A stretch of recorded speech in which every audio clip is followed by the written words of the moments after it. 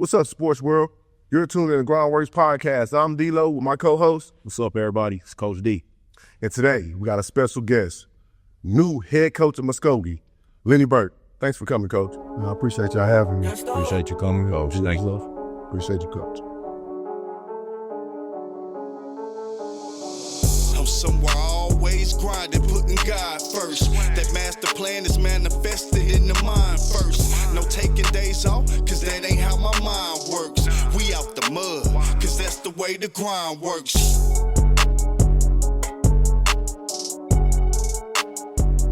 Okay, well, Coach, man, thanks for coming on like we just said, man. But before we go into, like, your new coaching job and some of the things you've been doing in the past, man, what brought you into coaching? Yeah, I mean, it kind of started back on accident, actually, with my red shirt year at Rose State. That's right. Okay. And that was in 1996, 97. I graduated from Midwest City in 1995. Oh, really? Yeah. So my head coach at the time was Keith Pigg, that was in high school, and like I tore my patella in high school, but it kind of aggravated my second year at Rose State. So I set out. Okay. Still practice with the team, still doing everything, and then he called me up. He was like, "You want to be my sophomore coach?" And that's when it started, like, really sparked the fire in me and start coaching. And on that team, I mean, I had it's crazy because Jermaine Simpson was a sophomore. Okay. He played for that. I was the coach champion at Chalk College there, and it was just like, Midwest City. It was starting to become loaded again. Okay. Yeah. That's when Terry Evans actually came in '98. Cut 798, and they won it with Larry Reed. Gotcha. So I was going back and forth. Ended up going to school at Hardy for 4 years. After I left Rose State in junior college, the D2 school, we played there, and then came back, got into corporate America in 2001, working as an outside salesman and for Boise office supplies. And man, I was good at it. Yeah. And they allowed me to coach too. That's when Sheldon and Sheldon Williams, D'Angelo Alexander. Was it Midwest City? Yeah, D'Angelo Alexander. And we was all tight, locked in, so I was able to be an assistant there. Okay. With Rodney Dendy. And man, I coached there from 01 to part of 04 because I got married and left, moved to Washington, D.C. for 3 years. Out there, I started training. I was teaching school out there in Washington, D.C. and doing a little training on the side at run and shoot. Man, that's when Michael Beasley and Kevin Durant were still in high school, so I got to see them. Okay. And I was like, okay. Even Josh Shelby, he was in Baltimore, and he was like the best freshman I ever seen in my own eyes. All the way, somebody Citroen coming through out of Baltimore. But then I moved back in 07. That's when I got certified, 07, 08. Xavier Alexander at Midwest City just won it. Okay. So I came in then. I was there from 08 to 2010 as an assistant. Okay. At Midwest City. Dendy 1 year, and then 2 years under Bradley. Thought I was no big deal, city head coach. It didn't happen. Well, it's a turn to happen. Welcome to the club. Yeah, it was so kind of was like bitter at the time with mid-deal, so I bounced. Okay. And literally, man, I just walked into a job at Plymouth City West 2010, and man, had a lot of success. Yeah, definitely. Here I am now. Right, definitely. So taking over PC West, program that, as far as my recollection, wasn't really that good before you got there. I mean, decent, but obviously not the type of success they had when you were there. I know PCO had a lot of good years. PC North was kind of hit or miss at that time, but PC West was just kind of like an afterthought. So tell me about what it was like to take over that program. First of all, the expectations you have for yourself and just building up that program to what was known as a state powerhouse for a lot of years when you were there. Well, in that time when I came into PC West, I already had like a AAU team. I had Victoria Noel play for me, Omega Harris. Oh yeah. Keyshawn Bland. I don't make it Harris. That's my assistant coach now. Oh yeah, that's what's up. Ask almost guy. I almost hired him in Muskogee, man. My living situation, for us, it wasn't the right timing. Yeah. But he was with me a little bit this summer. But nah, them my guys, man. Them my day ones. Like I say, I mean, I had Kevin Sims, Steve Parker went into the NFL. Drake Clark, you know what I'm saying? Stevie Clark used to come over and mess with me too. But man, we was, guys at Piedmont at the time where that's what we were, and then with Cam years in the 8th grade. I had all of them since 7th grade. So This is not AAU. You had them, right. Jacob Hammond, before he went to Athletes First. So that was my kind of like with Athletes First, because I had like 3 players that went, 3 or 4 players went over there with them when they got to high school. So I was already kind of like in tune with high school basketball on that level. Coaching the best players. So I took them everywhere. Cato June, who's an Oklahoma native. Yeah. He was a super. He played linebacker for Indianapolis Colts. So he pretty much just like funded everything. He was like, man, take these Oklahoma kids and do what you got to do. All right, that's what we did. Okay. So coming into PC West, I was like, just beat them when they had Emrick and Tyler. Emrick Fields, Tyler. Yeah. 2010. So we beat them with all guards pretty much. Cobra twins. Our tallest guy was like 6'3". You know what I mean? So we beat them with that type of style, and that's what I always. Like, man, we're going to pick up, we're going to pressure, we're going to play man-to-man, we're going to just do what we do. So I was just kind of took that mindset to PC West. I mean, I knew I think the school was 1968, everybody was telling me this. Since 1968, they only been to state 3 times. The last time was 2010. I felt like they had the best 2 players in the state that year. Who were those 2 guys? Emrick Fields and Tyler Neal. TCU, Emrick Fields, Tyler Neal, OU, 6 there, 16, 6, what I'm saying? It was, but so off that team, we only had 1 returning starter, which was Kendall Dudley, was my point guard. He could shoot. He could really shoot it. I remember the Bike magazine coming out, and they had us 30 out of 32 that year, preseason. I was like, okay, whatever. So, man, the type of style play, I'm big on conditioning, so we was always on the track preseason. A lot of them guys didn't understand it. I feel like I had good guards. They just and we had talent, but they just didn't know. I had Dante Lewis, Slim. He was a senior that year. Kendall Dudley was a senior. Kevin House was a junior. So I feel like I had like some great pieces to build off of. And I'm like, hey, you guys can play. So y'all just got to get in here and here. Yeah. Man, we shocked some people that year. That year we beat Midwest City, who was number 2. And then we beat Josh Richardson at Santa Fe in overtime. So it once we won them in December, it's like, we could beat anybody. You know what I mean? So now it was like based off how we played. So, I think that was one of our biggest things is like that first year, we had success, had a winning record when nobody thought we could do anything. And then it just built from there. And when Omega came over his sophomore year, boom, now we going to state year after year after year after year. So it was like, then Tyson Jolly, who it came in. I was just blessed to have good players too, man. So, Coach, where do your coaching style come from? Because I always loved how you play. Your players play hard. Play fast. Yes, yeah. Love that. Man, they diving on balls for you, man. They really play for you, man. So where did that actually come from? And I grew up watching Billy Tubbs. You know what I'm saying? I was a big fan of Mookie plays like, you know what I'm saying? I was a big fan of like just defense, how Mookie play and he was always, they was running, or offensively, they was running a lot. They played a lot of zone, press defense, I think. So I looked at, one of my favorite coaches was him, Nolan Richardson, like up in your flares, and then Rick Pitino, that team he had when he was, I think he had like 8 NBA players. Derek Anderson, Tony Delk.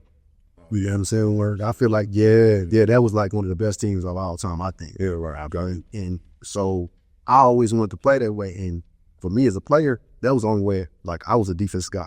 So that was the only way I could play to get noticed. It was called problem. Like I think my junior year, I was number 1 in the nation up until I had my back spasm things and steals. So that was the way for me to get shown.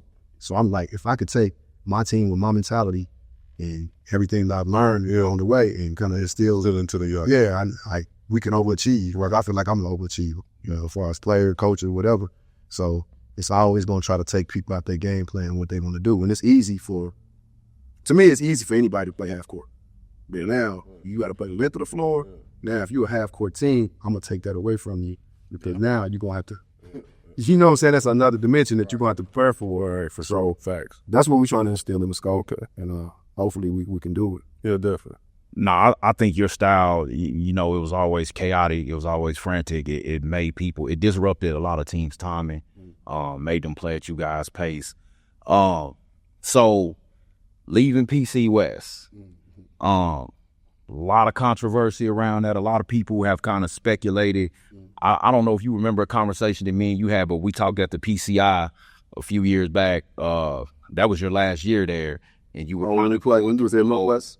Yeah, Okay, yeah. We were sitting there watching a game, and we were talking, and we were just kind of talking about some things that was going on. Mm-hmm. So explain to me like what that process was like. How did you feel going through all that? Because I remember when we played y'all at Northwest, and it might have been the first game of the year. You were up in the stands coaching, and you know, we were like I hear him, but I don't see her. Then I happen to look up and see you, and you know, everybody was just kind of wondering like what was going on, how that whole process went. So just, you know, you can go in depth with it as much as you would like, man. But just I don't feel like I ever heard you really tell your side publicly. So this is kind of your chance if you want to. Well, I mean, I think I know this for a fact. You know, God takes us on journeys, and sometimes we don't know why we're on that journey. You know what I mean? But I know every decision I make, every lesson I've learned, whether it's good or bad, I've learned the lesson, I should say. And in that time play, I like that. I think that was our second game, because my first one was against Norman. We was at home, but so that was my first game. I found out that actually that day that I had to go on administrative leave. You know what I mean? And they called me in, you know, and it was just like one of them things. I'm like, what? So they was just investigating certain things. I'm like, okay. I'm like, whatever, you know what I mean? Because I always knew that I'm trying to do everything right, you know what I mean? And I just feel like, just long story short, it was frustrating. I mean, they was talking to my players, they were doing this. I don't get into what administrators do and how they handle it. You know what I'm saying? I just control what I can control. And I just know it was a lack of leadership at the time. And I think it was with who I am and how many years I was there, I think it was time for me to do something else and go somewhere else. So, you know, that whole entire time, you know, people saying this, saying that, I'm like, well, that's not true. Okay, that's not true. Okay, well, you got to go this. All right, now you're going to sit on this regularly. I mean, that was my first time being written up for, you know, so-called allegations or whatever in 14 years. I was there 14 years, and I didn't have any my first 13. And my first 13. Now I'm an AD in my 6th year. Yeah. And, you know, what's going on? And I feel like we got one of the best teams in the state. Right. We go over to Edmond North, and I remember that, you know, me and Paul Trump, we still cool, even though Keontae, you know, he left. It wasn't no disrespect. I understood. Yeah, there was a lot of stuff going on at PC West. He's like, man, I can handle my kid in that environment, right? You know, so I said, I get it. And we went over. He's like, Coach, y'all gonna be good. I was like, I feel like this is one of my best teams since, you know, Rondell senior year. I really do. I mean, you know, y'all played. Y'all see, we had size, height, the athleticism. I mean, we had. I feel like that'd be good. I felt like we had everything. You know what I'm saying? You know, I really did. You know, and it wasn't meant for me to be there at the time, and so now I had to. You know, like I said, I know that God always put it in a place where we gonna be better in the future, especially if you're doing the right things and you keep Him first. And so my biggest regret of that whole year is that as an AD, I had to resign, you know, January 19th. That's my daughter's birthday, my oldest.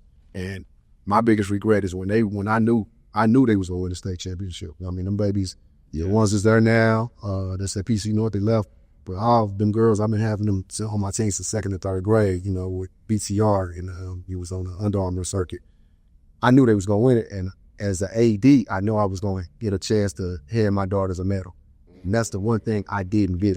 And that's the one thing, like, to me, that really tore me down, because our youngest, you know, that's all they knew. My oldest, from 4 years old up until she graduated. She's got a Victoria, class president.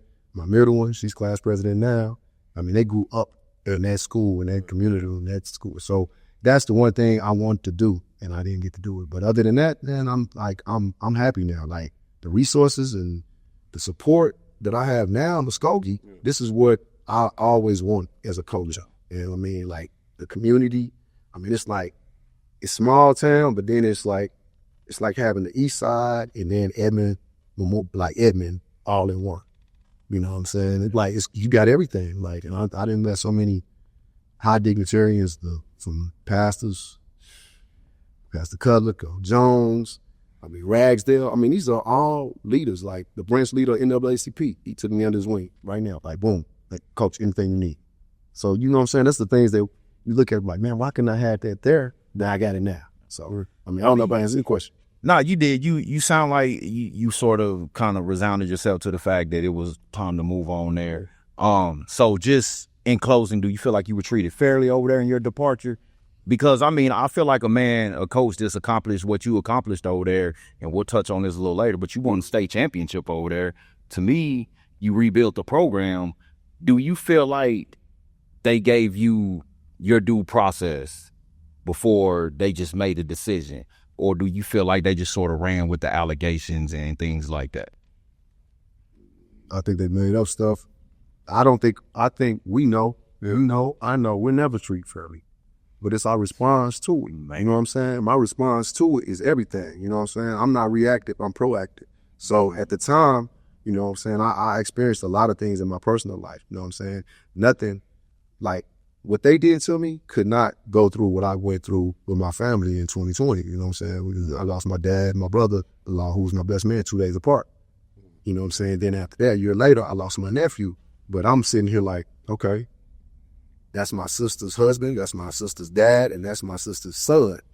If she got the strength to go through that, what's this? This is basketball. This is a job. Was a career for me, but this ain't meant to be where I'm supposed to be. So I took that, man. I just put God first, and I'm like, you know, I'm at the end of the day, if my sister can handle it, they can show that. My mom can handle it. I'm like, what's this?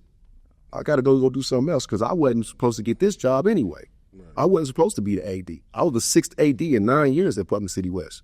So that tell you what's fair. Yeah. 6 ADs in 9 years. Right, that's crazy. That's a turnover right there. And I was the winningest coach from 2013 to 2022 in the state of Oklahoma in 6A. And we played a national schedule. You know what I mean? I'm not bragging. I'm just saying what it is. Yeah, let's be volume. I went from design the facility, $20 million facility to we gonna think about getting your name on to all right, probably time for you to go within a year. Well, so what we'll talk about. I mean, like, but it is what it is. Sounds like we got our answer as far as if you think you were dreaming, I'm not bitter behind it. I had bitter moments. I had low. I was in the valley at times, but bro, like I said, man, I pray. I'm big on praying and fasting. It's gonna get me through. Like, you know what I'm saying? Like, and at the end of the day, I'm a dog. Like, I'm straight up. I can't preach it. I'm gonna do it. I can't have my players, like you said, toughness and all that. And then I'm cowering out in the situation because I know I learned this basketball court right here. It taught me a life lessons. You know, so for sure. And man, I just had to use them. That's dope. Man, before we go into how you ended up in Muskogee, because that's the next thing I want to ask you. But I want to say, how did you been at Douglas? How did that go for you? Man, that was my next question. How did that happen? Yeah, definitely. Because I looked up one day, and I mean, Steve always has like 100 coaches anyway, but I looked up and I was like, oh, Lenny's over there? Oh, this crazy. I mean, I was saying, I know that dynamic. It was unfair. It was just unfair at that point. That's too much basketball knowledge. But I mean, at the end of the day, you got to play. You know what I mean? That's the thing. You know, I felt like, and with Steve, you know, we've been knowing each other since, I think Steve, they used to come over, him and his brother, D'Angelo, and all them used to run over to High Creek from the same neighborhood. Okay, got it. Okay, your number. I'm 5 years older than Steve, so Steve always talking noise. I always want to do it. But he always been a hooper. Like, always. I was a cowboy. That family was a hooper. My daddy had been riding horses. Okay, oh, wow, okay. Like, breaking horses, and he was like, basketball wasn't my thing, or athletics. My dad was old school. I mean, I was the youngest of my family, so Steven used to come over and a little bit and shoot around on the goal and tough noise, but that built that chemistry. I was like, I say D'Angelo was like a little brother to me. He lived with me when he was training to go pro, and Xavier, if y'all remember, I was in Washington, D.C., he went to George Washington at first. Y'all know that? Okay. He said that was kind of like the connection because he's like kind of get under recruited. But man, it was all love, man. Steve called me in August. I remember it, and I was like, man, I don't even want to coach right now. Like, I'm telling you, he's like, bro, I need you, come through, man. I mean, I really want you to be on. I was like, well, I got to be in the build, you know what I mean? Because I need some income, I need that, but I didn't have an answer for it. I was like, man, I can't do it. Yeah, so Christmas break here, and I'm like, man, I didn't itch. I'm like, bro, I need to get back into it. Get it. Very gay. Say, man, Steve, and then, Jap Kevin Jones, the principal at Douglas. I mean, it was all love. We came out the same year. We played against each other at AAU and just knowing each other. Okay. Yeah, so it came full circle, man. Just relationships. That's what the biggest thing you get, I feel like in athletics is just the relationships you build. So, man, they looked out. They brought me in. I'm certified in SPED, so I was in the building and walking around, man, kind of got my boots back under me, man. And then I knew, like, I couldn't take any. I knew I wanted to be a head coach again, but I couldn't take any job. Right. Going through the year and like that, I mean, dang, we fell short, you know what I mean? I feel like Crosses, they did a great job, Crosses Christian, but us playing them twice, I think kind of backfired. We only got to play once. Yeah. Furnish is tough, man. Yeah, he's tough. He's tough. You know what I'm saying? He never Division one guard. Bramlin. What's the other one? The guy, the other guard. He hurt us too. I think he was a junior. But anyway. Big kid inside there. Yep, Parker. Yep. Now, they had the team. I mean, Coach Shank did a good job. Me and him. Matter of fact, he was at Santa Fe when I was at West. So we go back. We go back. Yeah, we go back. We played against each other when he was in college. He was at OBU. Him, Clay Martin, all them guys played for Coach, UCO, Coach Hoffman. Yeah, exactly. He was on OBU winning national championships. But after the Douglas thing happened, Jason Parker, who was the AD, like we met each other because we was 6A AD. Yeah, so you're a few of the few black ADs that was in 6A. I used to see him in certain meetings and stuff like that. So we crossed paths, and it just formed a relationship, and kind of like he reached out to me.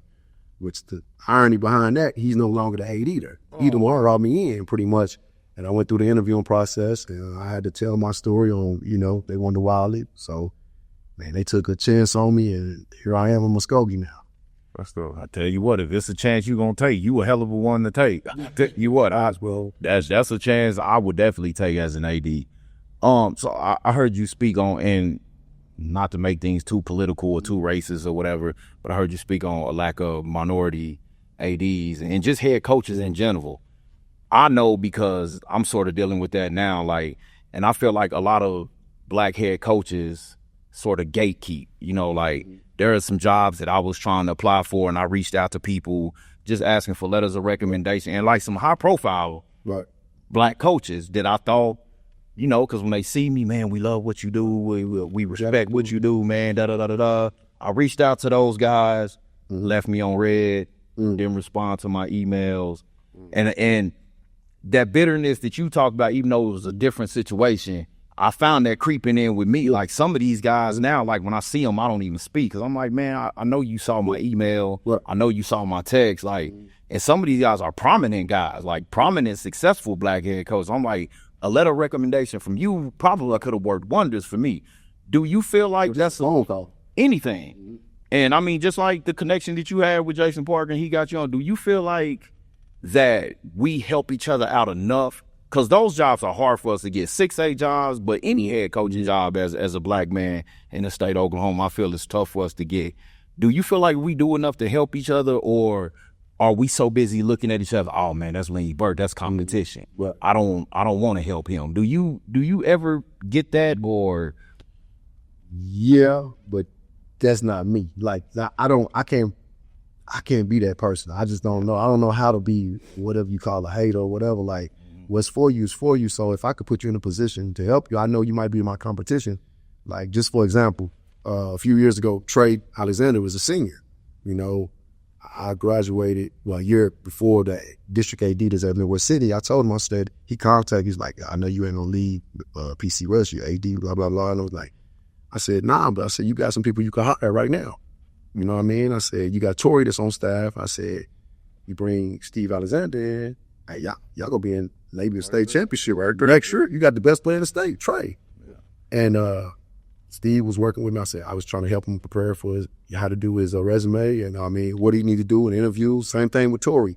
I was just giving feedback or whatever. Man, I just feel like what you're saying, we don't help each other enough. When I came back from DC in 2007, I was kind of depressed, bro, because it was just a change of where everybody moving and shaking, and where I left, and then I come back to here, and I'm like, oh, man, it's like crabs in a barrel, something it's. How you not lifting this man up? How you not helping him? And then we let certain people control it who are gatekeepers, whether they white or black. It don't matter. Like, they controlling it. So now you got people that's political trying to get with the gatekeepers. So now it's like everybody's over here. And like the real ones, I left out. Right. You know what I mean? But it's just, I feel that, bro, at the end of the day, you gotta, you know what I'm saying? You gotta create your own lane and stay, like I said, what I tell you, I said, keep doing what you're doing, man. Because it's being noticed, and what's gonna happen is those ones that's doing that political ploy, they're gonna eventually fall down. And you don't need them people around you that are those type of leaders or historical successful coaches or whatever, because if they're not trying to help you or lift you up, and they see your grind, they see what you burn, they see your work you put in. You know what I mean? Like, Appreciate it. You don't even want them people around you, real facts, because they're gonna be talking about your name and talking dirt on you.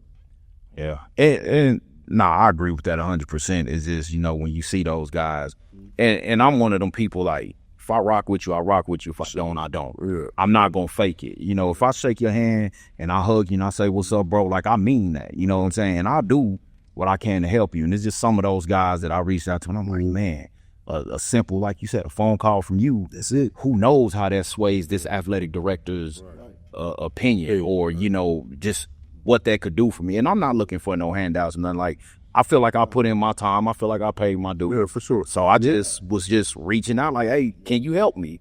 And a lot of those guys did. So it was just one of them things. I was like, okay, well, I see what it is now.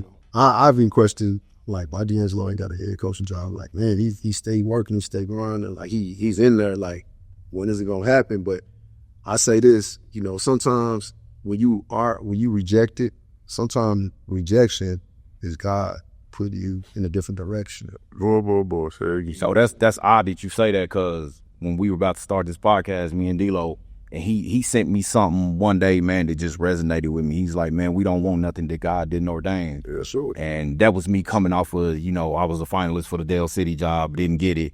And when he said that, it's like a weight just went away. And I was like, Yeah. Wait, what you right? to them much.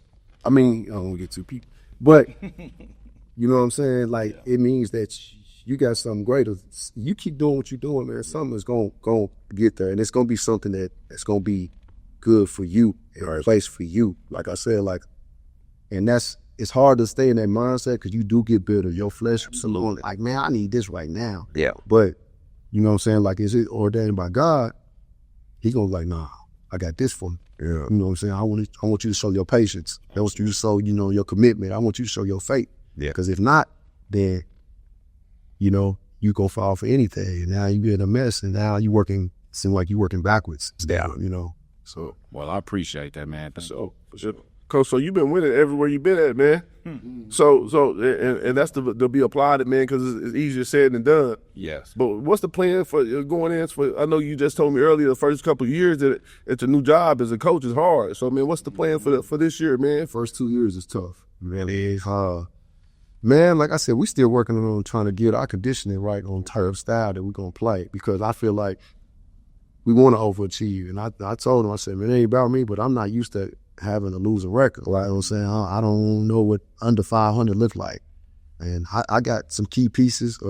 Man, like I said, I was telling him about Keelan Payne. I think he reached out to you. He's a point guard. I mean, he's quick, he's fast, he can get up above the rim. I mean, I think if he can, the thing is playing 4 quarters that where anybody could do it 1 or 2. You know what I mean? Then I got a kid that just moved in for Wendell Brown. His dad is from Boynton, so he came back home pretty much. Okay. That boy run all day long and he could shoot it. I told him I said, I don't know if y'all remember, I said, he reminded me of Sean Respert. Michigan State. Yeah. Right. He had a clip. Yeah, and he does, and he runs. He don't get tired, man. He runs nonstop and at a high level. So then Traylon Reed may be my highest profile kid. Level what he can be, because he's 6'3".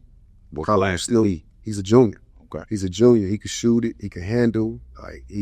So those are 3 pieces. I feel like I can match them up against any team in the state, and I go 1, 2, 3, and I feel like, so if we could build off that, they may not know it, but I'm like, if we could build off that, we're gonna be ourselves. Okay, you know what I mean, of course, size and stuff like that, we don't have that. And then like I said, I think I might got 15 guys on the football team, and I don't know what I'm gonna get from them. So, but you can nullify size if you can dictate pace. right, and you shoot it. There you go. That's right. and across the board at 6A, it's not a lot of big kids. There's a lot of big kids. They gone, man. They are. So I've been preaching that to my players. Like, look, man, I know this is different, the style of play. Y'all ain't never played like this. Y'all ain't never had to run like this. Y'all never had to, and y'all be like, man, why are we doing this? I said, a lot of teams, a lot of coaches in the state don't want to coach this way or have this because they run off their kids. Well, I think exactly for sure. So I was like, if y'all can embrace this, and now y'all feel that and put it on other teams, man, it's gonna be a dynamic. So you play us, you're gonna be like, man, here we gotta play the Muscogee. Here we go. Them dudes is doing this, doing that, and I think that's what we need. I think we need to build a culture and an identity, and that's the thing that they haven't had. And they know that. So, man, I just think if these kids understand you and your style of play, man, I don't think they realize how much fun they can have. Because, man, we going to score. We going to get out. We going to run. This is what y'all want to do. Mm-hmm. Like, who wants to come and play half court and passes 7, 8, 9, 10 times in possession? Y'all want to play. Right. Y'all want to get in the open floor. Y'all want to have the freedom. Okay, well, this is the trade-off. You give me what we want down here, we can get some turnovers, sit down, transition. Now we can go. Yep. And it translates to the next level, too. Yeah. You know what I mean? Because we're never going to beat Union, Broken Arrow, and Rosso playing a half-court game. Never, for sure. Now, fourth quarter, last 4 minutes, you're going to have to play half-court and execute and do things. Yeah. But the course of that other 28, man, let's try to do something that's going to benefit us. I love that. Hey, man, them kids don't understand, man. The better you're in shape, man, the more you can accomplish, man. Superpower job. Well, everybody start the game off hit. Remember that fourth quarter, you want to be hit, man. They heard me preaching. That's what I stay preaching, man. For sure. So, Coach, just to kind of backtrack a little bit, tell me about state championship at PC West. You guys sort of made a miracle run through that tournament. Now, you have some pretty good players on that team. I'll let you tell everybody about those guys, but tell me what that run was like for you and also some of the people that you knocked off during that run that I don't think people realize. I think that championship, like, it was predicated off the things that happened before the years previous, though. You know what I'm saying? 2014, I mean, we lost in the championship. We won 23 straight games, and that time, yeah, guys as All-Americans in college, Dedrick Palmer, Tyson Johnson, I mean, they didn't play.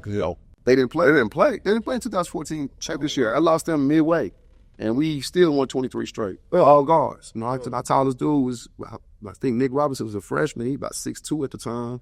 So we lost to Union, Sean Oden and Carson Meyer and some other guys. They were loaded. Union was loaded, but we had beat them early that year. So we lost in the championship, man.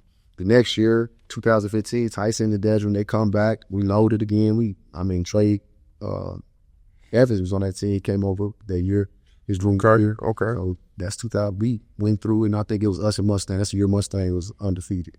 But we never got played. That's the year that Coach Long was there? Yep. Okay. Well, we used to be in the same conference with each other. So his first year, we had Jacoby. Yeah. So we never got to play them with everybody because we both nationally ranked that year. In 2014, was ranked too. 15. Yeah, we was max prep like 1 and 2, like on max prep. So, and then we went to Vegas and we beat Bishop Gorman in the semifinal. We beat like 3 teams in the top 25 on USA Today and end up losing to Redondo Union in the championship at the Tarkane. Okay, that year. So I'm like, we battle tested. We feel like we the best team in the state. Man, we lose in the semifinals, never get to the championship game to Santa Fe, which DeQuan Jeffries is in the NBA right now, and Lenny Hatchett. So, but we went overtime. It was crazy because we hit the 3 to win the game. They counted it. Cornell Skanes come in and, it don't count. Wave it off. Cornell Skanes, my cousin. Yeah. But he was actually right. Because Tyson was like, he hit it. He was like, Coach, they don't count. But the other refs was like, yeah, it's good. Cornell was like, nah. Oh, so here we go to the championship, play Mustang, and it's going to be jam-packed. Number 1 and 2 on max preps. Yeah, that would have been. So, yeah, that would have been. You know what I'm saying? Too. Oh, what? It was going to be bananas, man. But, hat off to Terry, man, they won it, and we never got to see that. So that next year, we come in 2016, I don't know what I have. I got starting point guard, Marquise Johnson, and Nick Robinson, they started the year before, and then Isaac Liggins came off the bench. And everybody else was JV. And we played a national schedule, man, and went to Florida, did well, we played about, I'm the team we played that was like number one in the state that year. And I mean, from respective areas, Florida, Texas, whatever. And we ended up getting in the championship game that year. We played along the way. We had just lost to Terry Evans with Edmond North. And they was like number 17. They were defeated in the semifinals. That was Coach Carlos. Yeah. No, wasn't there yet. No, he wasn't there. He came next year with one.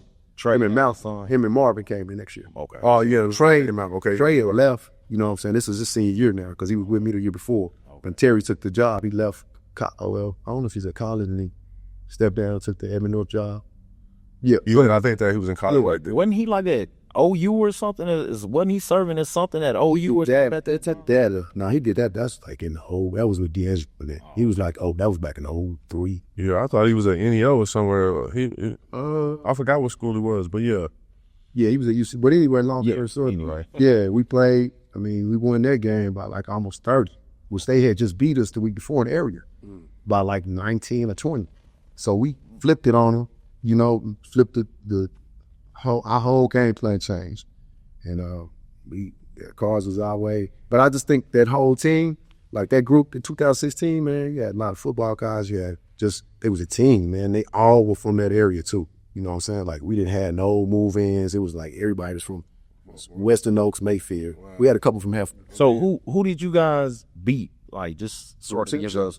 Oh, well, just we beat Trey Young, Lindy Watt. That's what I was waiting for you to get to. Cam Martin. I mean, they were loaded. They had loaded 2 or 3 Division I guys on that team, right? Did they had the Boise State kid? Yeah, Trey. And then Lindy. He had 29 again. Marcus Dickinson was there. We're talking about 2 NBA guys that you beat, Coach. Yeah. I think that should be commended, especially from a team that didn't have all the big. They have no recruitments. It's from where they from. Didn't you have a kid on their team that was like a D1 quarterback or something? Didn't he? I thought Nick Robinson. He ended up going to Memphis. And then Chris Potts, who was averaged like 6 points a game, he was the MVP of that game. He had like 22. He played wide receiver at Auburn. I mean, we didn't have no D1. We didn't have any D1 basketball guys on the team. I mean, Marquise had a couple offers. He chose to go to UCO, and he averaged 25-5 that year. He was a beast. But man, we played 11 guys that game. I mean, I'm playing freshman. We just like what we talked about, that style. Yeah, you trusted freshmen to play in a game like that. Two freshmen were playing. Wow, it was just. But that's how many coaches would do that though. Man, I don't know. We're trying to win. But how many coaches, you wouldn't believe how many coaches, even if those freshmen have been playing well for them all year in all tournament, in that environment against that type of competition, how many would say, nah, I'm not going to go with the freshmen. But you didn't shrink your lineup or anything. You kept doing what had gotten you guys to winning ball games. I think, again, so many coaches, sometimes I feel like we just try to reinvent the wheel all the time. Yeah. Sometimes you just got to go with your gut or go, dance with the girl that you came with. Yeah, but like I told them about earlier, the culture, you know what I'm saying? They literally believed in what we were doing. They had sat there, them young ones, they were juniors at the time. They had sat there freshman, sophomore year, and they're like, we're supposed to have a championship. Even though we're in the locker room, we ain't on the court, we're on the bench cheering for all these Division I guys that came short, and they like, nah, we not losing this year. We don't care. We got to play against OKC Thunder. We're going to win. Like, that was they really believe that. And so it was a different guy each game. Like, every game was a different person that was leading scorer in 3 games that we won. That Thursday, Friday, Saturday. There ain't no break. Now to give them a little break between those state tournament. But gotcha. So the 3 games, who were? So you said y'all beat Trey Young. And who else did y'all beat? Tulsa Union with Ethan Shagwar and what was the guy that went to Senator Athlete, what's his name? Rodriguez. But Union, the big guy, you know what I'm talking about? I know. I can't think of the name. I think it's Rodriguez. He was a Division I forward too. Okay. Well, anyway, but I think the other team. Edmond North, who was undefeated. They were number 17 in USA Today at the time. That's some big games out there. It's a well-known program. Which Mustang, they tried to come back that year, and I think that's who that's who Trey and Lindy and Norman North beat in the semifinals to prepare for us. And I think they was just on the high. Yeah, but we were like, them boys was locked in, man. It wasn't nothing. I'm gonna say it wasn't nothing that I did. I just, we prepared the whole year. Come on, Coach. Well, I get it. Coach's supposed to say that. Really. But I'm just saying, like, everything we worked on, like, they were already prepared. So the moment wasn't too big for any of them. Like, I feel like a coach prepares. Like, that's part of your job. You know what I'm saying? Like, I get it because you don't want it to be about you, and I respect that. But we going to give you your flowers here, man. Like, I think a coach, that's one of my jobs is to prepare you for those moments. Now, you got to execute, but I got to give you all the tools that you need to be ready. So I got a question for you, Coach. You know, me and Coach sit back and talk about it all the time. When you get in the team, when you building the team, and want a team to be great. Are you? Because I heard you talking just a little earlier. You said you be on the track running. Mm-hmm. You think conditioning first or weights? So you think you should focus on the body, or you need to be in there in the weight room, man? I think anybody could lift. You know what I'm saying? Or for the most part, like everybody want to see a body swole up. Yeah. But man, if you can run and run forever, and your lung capacity, you gotta have both. But if you can go for just, I don't get tired. Yeah, right. I mean, you're gonna see more people tap out on that track, on that road work than you will see in that weight room. So you know, basketball to me is more of the conditioning. But we lift 3-4 days a week preseason, August, September. We start cutting back in October. We'll go 2 to 3 days. Then in the season we'll go 2 days. Okay. So no, both of them. But I feel like if you can get your cardio in, that heart, everything up, man, that's gonna make you where you able to lift even better and stronger. So I mean, it goes hand in hand. You know, I don't see LeBron James getting tired in the fourth quarter. You know, he might cramp up, but other than that, he can play forever. Right. I mean, yeah, that's for sure. You know, and it ain't just a weightlifting contest; it's everything. Right. No disrespect, I know D. You got the weight. Well, and you know, like, we've asked pretty much every coach just come on this question. You know, I'm a huge advocate for the weight room just because I feel like, you know, if you can't get to your spot, it doesn't even matter. You know what I'm saying? I feel like that comes with getting bigger, stronger. Yeah. But also the third part of my equation, I always say, is bigger, stronger, faster. Mm-hmm. So, you know what I'm saying? I think part of that is conditioning too. Like, you got to run to get faster. I say this. A lot of fastball players, they can't lift the same way as a football player or a wrestler, like, because it's different, man. Like, absolutely. I'm not seeing like how it affects you and make you stiff where you're not as agile. So, but I think shot is not consistent. Yeah, a lot of stuff. So it go. Yeah, I'm a big component of both. But, and see, I think nowadays, the difference when I was in high school is we didn't know the difference between basketball lifting, football, with just 30 to say. Now with the advancements in things, you know, sports training and things like that, and people go to school to learn that now to have very sports specific workouts. So, you know, and that's what I try to tell kids when I'm talking to you about lifting. I don't want you to look like a linebacker, right? But you can be stronger without necessarily putting a mass and ball. I mean, if you. I'm big on weight, so like we lift on the day before games. I think Omega started this when he would come in the morning on game day and lift before school because I lifted on game days too. Yeah, so and that was just something that they did on their own. I always lift the day before games with all my teams, but I do want to get that extra because it's mental too, man. You know what I'm saying? Like you say, if you can get to your spot, you can't push me off my spot. Can't get me off my line. That's a mental edge too. I think I'm stronger. You know. Everything, faster, quicker, everything. It just the confidence it gives you. If I know physically I can match up with you or dominate you, man, I'm just gonna impose my will on you. My goal is to play the same way in the first quarter. We play the same way the last 4 minutes of the game. That type of choreo. Yeah, man. 95% of teams can't. So I agree with that. Hey, Colin, that's what we was running this summer. I'm like, man, you gotta get ready for college. Yeah. He get to college and like, there's nothing that I could have done to get ready for this. There's nothing that I could have done to get ready, but as much as running, Grove Dak and got us doing. Because you follow college, it's all for Just stepped on college campus, like, hey, Dad, it's actually easy, man. Yeah. Work hard. we done already did this. Yeah, man. Hey, no, for real, man. We was a couple conversations away from being over there with you, man. Man, I love that. Hey, man, it was. Hey, Lenny, don't feel bad because he didn't let me coach Kyle when I was trying to get him. So I tried to get Kyle like 2 years for you, man. They start playing. I would have loved to coach Kyle. But he in a great situation now with Don. Nah, it don't work down, man. Yeah, it definitely are. He gonna get them guys ready. That just gotta stay And that's why I tell her, I said, man, hey man, just commit to the grind, man. Yeah. Mm-hmm. The process, man. You didn't go there to get an easy route. He a real one, man. Yeah, for sure. You don't go JUCO at all if you want the easy route, because it ain't nothing easy about that, man. That's where the dogs is at. Yeah. And he stayed coming right back to Oklahoma to get players. Oh yeah, man. Yeah, that guy recruits Oklahoma well. Right, and that's what you were saying about relationships. You got a lot of relationships here in Oklahoma. You know what I'm saying? So that's a great thing for us, man, as a state. Yeah. So like I said, we touched on the state championship and that run and things like that. Obviously, I know that's the plan for Muskogee. I feel like, and we talked about this a bit off camera, I think something that's very important for making that happen is the middle school alignment. You know what I'm saying? Like, and I think that's what some suburban schools and some small town programs, that's the advantage they have over a lot of city schools. Right. Because some city schools, first of all, if you even know who your feeder school is, and then people are plucking from that anyway. Because it's right in the city. Yeah. So like, what is your vertical alignment for the middle school? Man, this is something I have to get used to because I didn't know. But they were like, you over the 6th grade and up, pretty much. You know, no, I'm not the AD. You know, just as a boys basketball coach, you're over there. So like, they're gonna start learning everything that we're doing. Like, we pretty much had like a clinic on our Thursday morning practice.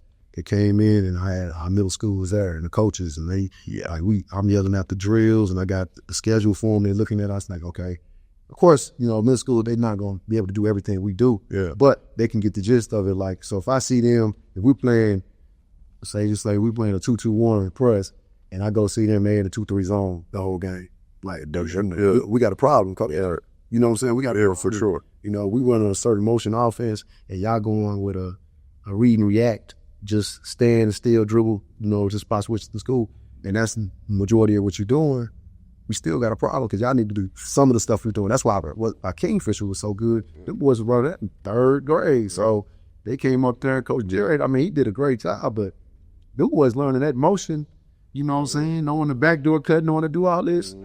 So that's coming back in. It's easy. So I guess I got the benefit of having that now, which I've never had that, you know. So you got to hiring coaches too. I mean, I'm over hiring the 6th grade, the 7th grade, 8th grade coaches. I'm over all that. Oh, well, yeah. So it's so you know what I mean. It adds another dimension, mental pressure to it. So, and I get that because you know I'm over at Southeast. I'm assistant over there, and we actually have a Southeast middle school, and we went over to their practice, and I was just like, first of all, the middle school coaching is a joke in the city area, and I hate that so many of these kids get to high school and they can't use their offhand. They don't know certain verbiage. But I was just trying to tell like our head coach, I was like, man, we gotta start getting to these practices. We gotta start bringing them to our practices. We gotta get them to games just so they can start, if nothing else, just hearing our voice and understand, okay, just the correlation. Okay, well, if he says this, I see them doing that. So now I know that's what that means. Right. Because, man, we get kids that come in and I tell them something like, yeah, come off that pin down. The coach, what's that? Yeah. Like, because in middle school, they just lined up and pressed. They got to steal, they did. If not, and they don't even run the presses right. They don't rotate right. You know, it's just, if we don't get to steal at the front end, they get layups at the back end just because you quit. So I think that vertical alignment from middle school to high school is key, man. Definitely. I mean, like I said, I was telling Creed Flowers this summer, you know, man. Hey, man, shout out to my guy Creed Flowers, man. I love that dude. That's my bro right there. Yeah, he doing a great job too at Edison, man. Creed is a good coach, man. But I was like, I just made a concept. They better get us now. That's all I better say. I was like, and that wasn't Rob was just like, man, they better get us now because once I'm looking at the big picture, I'm like, man, look at these middle schools, look at these football programs, these basketball, all these kids running around here. I'm like, yeah, amen, sir. They can't go nowhere.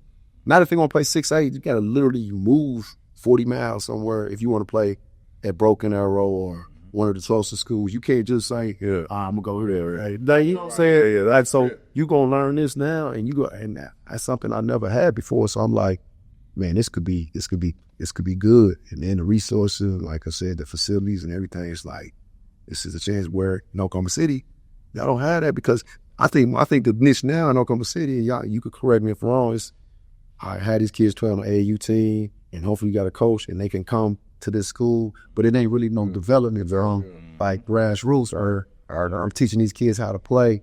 Man, you know what I mean? I might get a kid that was athletic, but he ain't never learned. I'm taking the better kids and I'm moving them over the kids that's never learned. Yeah. You know, and that's it. You know what I mean? That's just how it is. Everybody, I agree. Yeah. Sure. You know, that's what everybody's doing. So it ain't like, you know, ain't nobody really policing it. I mean, you can't really, you know, so yeah, no, it's different, man. Well, I will say, without, you know, pouring salt or saying certain names, but some schools get away with far more than others as far as bringing kids in. But I mean, it is what it is. Like you said, that is the culture now. So I've seen that rule with the two players. I've seen 3. We're a coach team and nobody blew the whistle. Nobody said nothing. But here at PC West, you got Jerron sit out 11 games. Well, that's what I'm saying with that group when they was freshmen. You're at freshman, he's about there, right? Yeah. So I mean, it's like, you know, I'm still to y'all, man. Just so like, how do you feel now that you're gone from PC West, seeing, and I know some of your assistants, well, I guess one of them was there last year, and I think the one that's there now was up under you too. I've been blessed with assistants, I ain't gonna lie. How do you feel without being, because I know you, that's not your style, so I know you're not going to be petty, but is it kind of like, I told you so, when you leave, they get rid of you, and now that program takes a precipitous drop? Like, I mean people didn't want to play PC West to now, hey man, we can schedule them homecoming, senior night, you know, so like, they quit. How does that, do you kind of take that as a testament to what you've done? Because I remember, and I won't say what you told me, but I remember when we was talking at the PCI and you was like, man, when I leave, blah, blah, blah, blah, blah. Like, I remember that, and you were a prophet with that because it absolutely happened. Man, I was in the mode then too. And so when I'm looking at it and this how things, I don't wish bad on anybody, like even, especially my old assistants, you know what I'm saying? Like, I've been blessed to, you know, with Jesse at Newcastle, Roy Wyckoff at UConn. Like, I done had a lot of assistants that got 6, 8, or got good jobs, you know what I'm saying? Brian Booker, now he at Plum City, and Gary Wright, you know, that's like my little brother. So we we bouncing stuff off each other. Even though I got to play against, I'm like, I want what's best for him, you know what I mean? That's just not that night. They never played against, I'm proud to make the hell for him right there. But, man, I'm just, like, if I'm sitting here worried about, like, my bitterness or my things that happened in the past, I can't move forward. You know what I'm saying? And that's the thing. That's the biggest thing I could tell you. Like, I don't wish bad on them, but I know one thing about it. They don't do what I do. You know what I'm saying? And they not going to put them kids in a position like I'm going to put them in, because I ain't scared to lose you. I'm not scared to coach you. But at the same time, I'm building. I've learned. I learned how to have a better relationship with my players off the court. I thought I always did that, because the people are, man, how can you yell at him like that? How can you, man, this ain't about yelling at him. It's about getting the job done. It ain't about, like, you know, what your perception is. Like, look at Kelvin Sampson. I mean, like, the dude left OU, went to Indiana. Now he been in the NBA. Now he right back to playing a different style that he played at OU. You know what I'm saying? But he more of a dog now than he was 20 years ago. Like, his approach, but he got all his old players as his assistant coaches too. I seen Kelvin cuss out McDonald's All-Americans. Man, and the thing is, it ain't never personal. You know what I'm saying? The problem is now, this is what's, so glad you said that. This is what happens now, man. When you experience this too, you know, it's the parents. The parents are changing. The parent, it's not, I mean, we got to figure it out. I mean, we say it all the time. Like, my mom and dad wasn't coming to school to meet with the coach about my playing time. Like, boy, you on the bench, you need to be on the bench. Hey, man, you didn't do nothing today in the day. Like, I got to figure it out. So now these parents, you know, which they are putting their kid in a better position. The NIL's changed, like, but it changed before the NIL. You know what I'm saying? These parents, what they was doing. So it makes it harder on the real coaches. I'm not placating to no parents. Yeah. Not at all. Man. You know what I'm saying? I mean, yes, I appreciate you. I'm not telling you when he don't make his bed at home, I'm not coming over there to tell you how he need to make a bed to clean his room or whatever. So don't. Parent, coach is coach. Yeah, that's it. And I appreciate, I love them. You know what I'm saying? They are the reason why the kid is there and everything. But when they start making the job difficult for you as a coach and changing, oh, he can't do that. Why is he doing this? Why is he doing that? Okay, you're going to see where your kid end up at.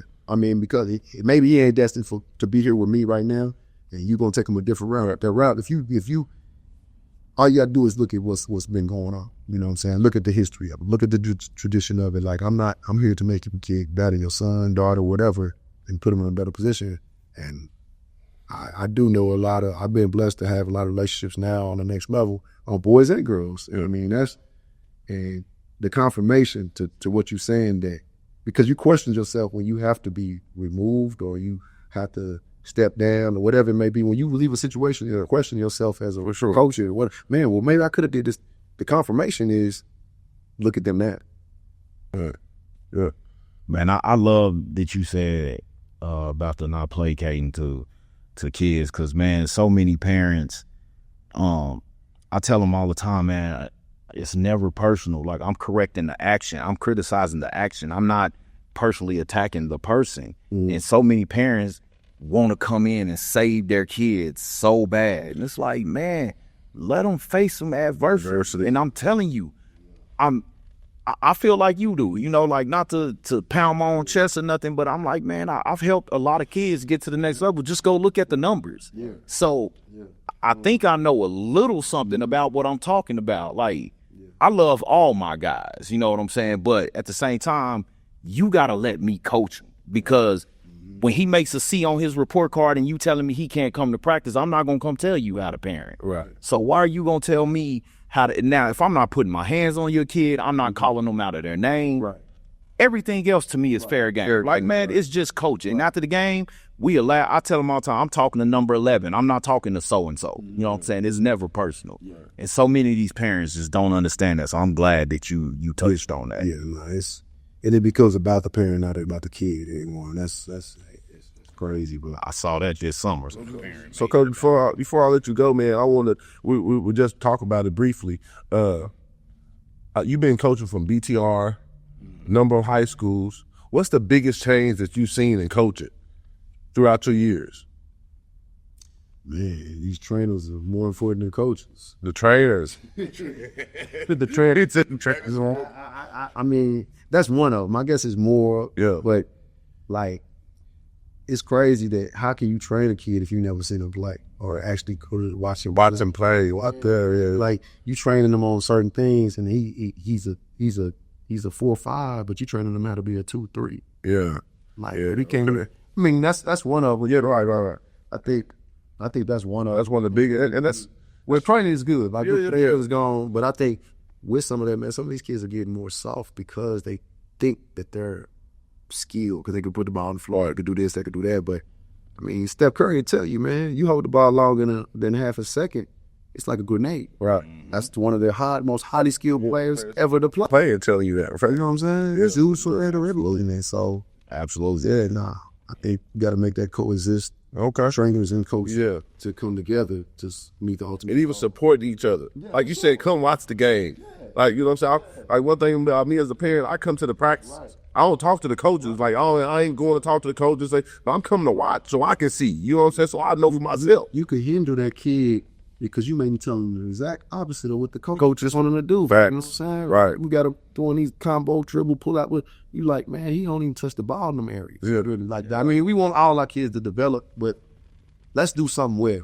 Yeah. I'm saying, you do something good, because you got to be able to do something good before you start doing all these 4 or 5 different things. Let's do something well, man. Right, Coach. Like, you got to do something well that'll get you on the floor so you can even try to be in position to do some of these other things. Like, you trying to do all these other things before you've even mastered something that could get you on the floor within the confines of what we like to do. Yeah, that's it for sure. Sure. But, like, and you spoke to the development of players.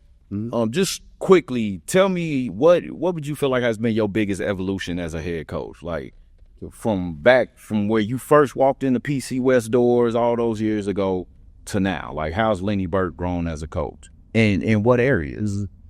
I think to change. I think the biggest thing, you know what I'm saying, the biggest thing that a coach does that start having success is by looking at it like, you think that's the only way you could do it. You know what I mean? This is the holy grail. This will work. So it's like, you know, yeah, we're going to foundation, we're going to play this style, we're going to be this way, but I'm not opposed to, hey man, we're going to play 2-3 this day.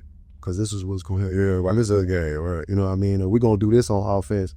And I switch offenses like for my probably every year, almost every other year. And I say probably every 2 to 3 years, I'm switching offense. You know, and it'd be a straight contrast to what we did the year before. I mean, I done did 3 out, 2 in when I got bigs. So like, you know, read and react to like a high motion. Like you gonna like this year, it's gonna be. They gonna like, man, what are they doing offensively? With everybody's nonstop action. It's nonstop actions, and it's gonna be. It ain't a lot of standing. It's like a lot of movement, and they gonna have to, you know, because I look at it like people scouting you, and sometimes, you know, if PC West, you know, it was like, man, we may not play you for a month, but that's gonna be your championship game.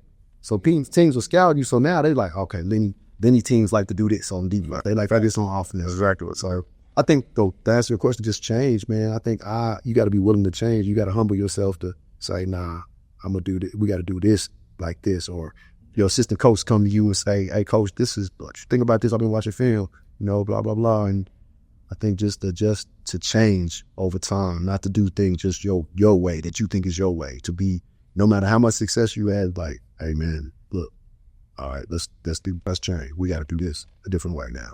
Yeah, because, I mean, your personnel may be different. And I think a lot of these older coaches now, you know, they get so married to a philosophy that they don't adjust to who they have. It's like, okay, yeah, coach, maybe you did win a couple state championships with that, but that personnel is not here. We don't have anything close to that. So we have to adapt. And to me, that's what makes you a great coach, is the ability and just the willingness to do it. You know what I'm saying? Because a lot of them won't. Yeah. And one thing non-negotiables that I don't change on is structure and discipline. Like your behavior, like constant dose of consistency, never waver on structure and discipline. Like they gotta be disciplined. They gotta be structured, be on time, do this. Like when you start conforming, changing, then it kills your program. You know what I mean? Like now, and you got parents that want you to change that. Yeah, right. Correct. Well, why do you have to run that much? Well, he was 15 minutes late, and he didn't communicate, or he didn't show up for practice. So this is what we do when players don't show up for practice. Oh, there you're right. This is, I mean, I had to take, you know what I'm saying? Like you hear every excuse now to catch this kid. Like I said, I gotta say it. Like, man, why are you catching him when we got a safety net under? We the coaches. We got a safety net under. So when he fall, we got him. Yeah. But he may get scared for a while, but it's our job to correct that. They just want to make. I mean, that's accountability is huge, man. We gotta have that across the board. That's a non-negotiable. Yeah. That's the one thing I'm excited that was go. Man, I ain't had no parents. They like, do you, coach? They love it. Right now, you know, my kid is the first year, but they like, that's a blessing. Do you? Yeah, got it. Yeah. My AD, James, I mean, he like, coach, whatever you say, we got you. Hey, you need to get rid of this kid. You got to do this kid, this parent do. You got it. It's your way. Sure. Like you got to get rid of this coach or whatever that's not doing their job in the middle school or high school, whatever. It's on you. And I'm like, I've never been tough like that, man. Yeah, so that's man. I'm like, I ask you how it's going. I'm like, man, look, I got resources, I got support, we got money. I mean, like you seem happy, bro. You genuinely do, man. So I'm happy for you. And before I let you get out of here, because I want to ask you one thing, man. When it's time for you to go, when you done coaching, man, and you done put in all your work, your kids done made it to the league, wherever the mindset where they want to go. Mel, what do you want it to be known for? Man, I think, one thing that I always put my hat on is like my relationships that I built. And if I can instill, that winning mentality in life, like when I got players now that never started for me, but they still reach out to me and they're like, coach, or they see me and they're like, man, coach, I'm proud of you, man. Thank you. Like, thank you. You know what I'm saying? You was 9th, 10th man, like, you know what I'm saying? But I think that's that legacy lives on forever for us. You talk about coaching and what's still like, they talk about coach, man. I remember Brotherhood Forum. Like we do a Brotherhood Forum every Wednesday or try to go every Wednesday. You know what I'm saying? We talk about give our life testimonies and, we got a motto right now. Muscogee is talking about be the change. Oh, you know what I'm saying? But, which everything right now, be the change. But how you going to be the change if you don't change your own ways? You know what I'm saying? Because we're others are controlled by our past. You know what I mean? And that's the one thing, like, I easily could be, like, mad at situation that happened to me at, Plum City West or at Midwest City. You know what I'm saying? With the Dell City, I could easily stay in my past, and I had before, and it didn't do nothing but eat. And so Be the change, but I have to change inside, and I gotta, get past my old self, where I could become what I need to be. So yeah, okay. Every day, man, building up these young guys. Okay. All right, man.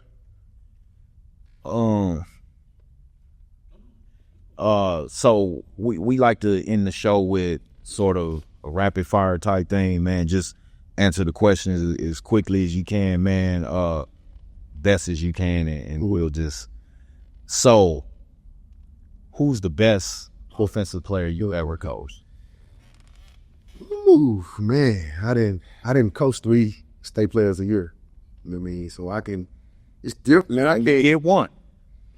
Man, that's tough. That's why we here, Lenny. This is the hot seat. Boy, the best offensive player that I've ever coached that had it all. Had it all. Yeah, Omega, you got Tyson, you got Rondell, Marquise Johnson. Okay. Who's the best defender you ever coached?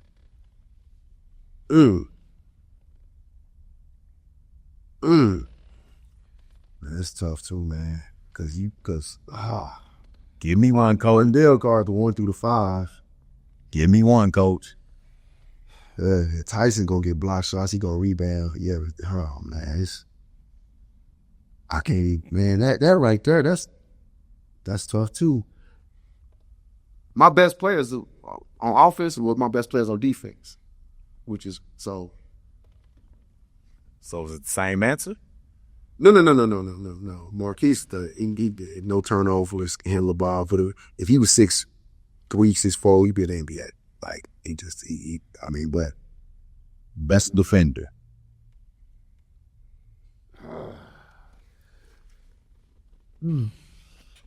Coach can't even you don't have one for us, Coach. I'm gonna say Tyson. Tyson, okay. He could block shots too. Best leader. Ooh.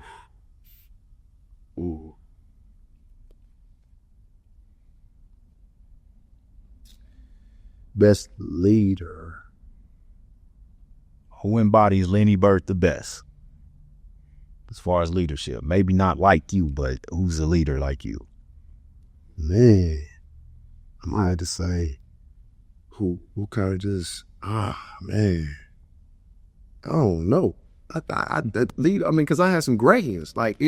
And they was different teams, so I just can't say who's the best. I could say Isaac Liggins, who 6'4", 240 pounds, won that part of that championship. He was show by example. Like when he said something, everybody listened because he didn't say nothing that often. And I could say Omega because of the example, because he won every drill, ball handling, track, Liners, but everything. Man, everything. He led example, then I could say Tyson because he was the most vocal. So it's different. Give me one, coach. Man, You just shouted them all out. Now you can pick one. It's hard to say though because they different teams. That's why I'm asking, Lenny, because I want it to be hard. Yeah, I just say. It's no slight to nobody. It's just in your opinion. It's an opinion that would who the best leader. It's go back to me. Okay. Who's the hardest worker you've ever coached? Ooh. Come on, coach. What the fuck? Nah, man, Omega Motor is stupid. Oh, he would run a mile in 5:10 and then come right back on the track and run a 55-second quarter. It was stupid. It didn't make sense. That's crazy. Most clutch player. Probably Nick Roberts.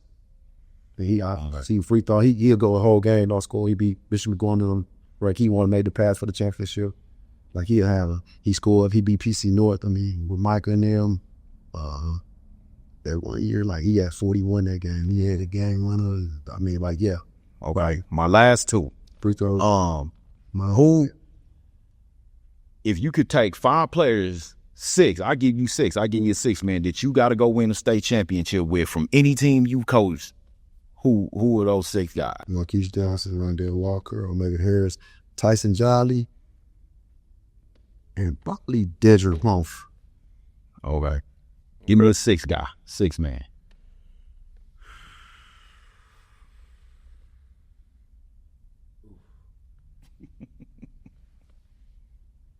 That's between, I say. What is he? Can I go 6A, 6B? I'll give you 2. Jaren Jackson and Nick Robinson. Okay, last question. Chris Potts, I love you. MVP. Last question. Shout out to Chris Potts. Yeah. Tell me what your best coaching adjustment was and why did you make it? And who was it against? Man, it was a lot of them, man. Like, he got for 14 years. Which one stands out? It was just 2. One of them, Cobb, was on their team. The regional championship play job. Yeah, bro. Because we played y'all 3 times a year. Okay, well, tell us about that one then. Okay, that was one of them. But I think the biggest one was against Terry Evans when we won state in 2016. What was that adjustment? Why did you make it? Terry Evans? Yeah. Okay, so they beat us. Like I said, I remember waking up. Man, this is the actor guy. But they beat us 19 points in the second quarter in the area championship. And we played man the whole game. So I was like, okay, we're going to come out, going to play our matchup zone. And they didn't, but it looked like a man because we picked him up. You know what I mean? So we just fell back and it was a matchup zone. And they couldn't never get comfortable. We was like 15, then it went to 20. Then I think at the end of the third quarter, it was 25. So we never did. With him, we played him 3 times. So it was like, we beat him the first time. You know, we had a run. Go after this stuff with him. And the second time, y'all beat us. And I would kept him playing because I knew we was probably going to have to play him in the playoffs. So I was like, all right, we're just going to play the normal style. I said, if we play them again, we're going to play them first quarter like we normally do. And if we get up like 6 to 8 points, we're going to fall back in our matchup. And that's what we did. And I think, they fought back, but I think we was up like 24 in the third quarter. Yeah, that was crazy. I think that was, they could never get comfortable because they had some pieces of it.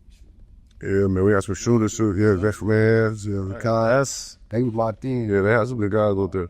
That's all I got, Coach, man. I want to say, man, blessings, brother. I appreciate you coming on. I know we couldn't get the times right before. Glad you're here.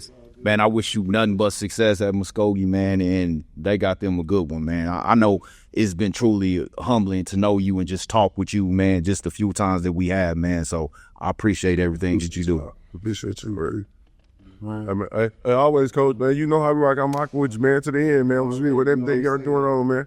I want to give commend to y'all, man. First to you for being the dad you are. I appreciate you, man. That's a little bit of reason you got, man. I see that I follow you. And for you, Coach, you keep your head up, keep doing what you're doing. You got one of the longest standing as far as AAU coaches with Chaos, man. Y'all come out, y'all real, like come out and holler at him, let him coach our kid. Thank you, because he needed ain't that many of you. So I'm treat you that, man. Head job is it's gonna happen, man, for sure. Lord willing. Thank you. Yeah, definitely. Already. Right, man. Till next time, we out. He's out. I'm somewhere always grinding, putting God first. That master plan is manifested in the mind first. No taking days off, cause that ain't how my mind works. We out the mud, cause that's the way the grind works. Grind works, the grind works. Put in the time till the grind works. Grind works, 10,000 hours make the grind works. The grind work, we on the mission till the grind works. The grind works, welcome to grind work.